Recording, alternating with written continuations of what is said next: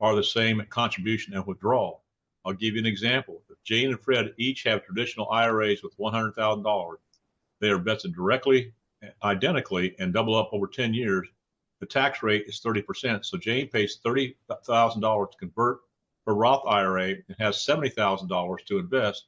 At the end, she has $140,000 to withdraw tax-free. Meanwhile, Fred doesn't want to do a conversion, and his $100,000 pot grows to $200,000. But when he withdraws, he owes $60,000 in taxes. That leaves him with $140,000 after tax. It's the same as Jane. You know, if the tax rates change, but her tax rate withdrawal is 30%, she's likely a gainer. And Fred's tax rate on a conversion of 30% at a withdrawal rate of 15%, he is not. Now, understand this too, Neil. People don't understand. If you convert to a Roth, you have no required minimum distribution, and there's no taxation of Social Security or the means test of Medicare Part B, which will be in the thousands of dollars per year that people aren't even aware of. But you've got to take in consideration the tax rates. Alan, if I inherited a traditional IRA, can I convert it to a Roth IRA? This is such a misunderstanding for people since the Secure Act a couple of years ago. You can if you're the surviving spouse of the owner.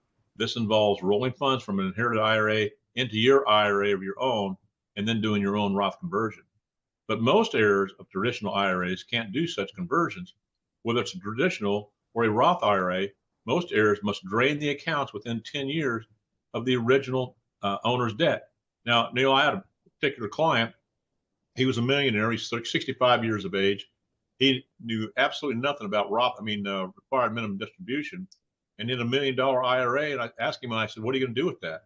He says, well, I'm going to will it to my grandson. I said, well, you can't do that. He said, what are you talking about? Well, first off, Alan,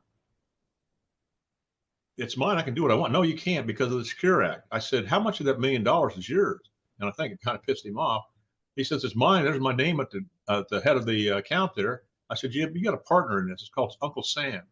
And just from federal taxes, this was in 2017, they're going to take 39.666, something like almost 40%.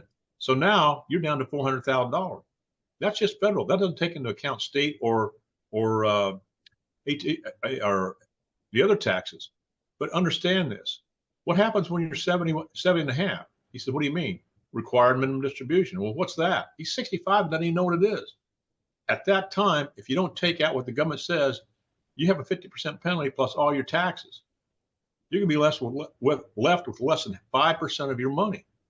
He said, oh my God, what can we do? I said, we got to pay taxes on it. He said, well, I don't want to pay taxes. I said, nobody wants to pay taxes, but with the lowest tax bracket we've been in 70 years, it makes great sense because you don't need this money.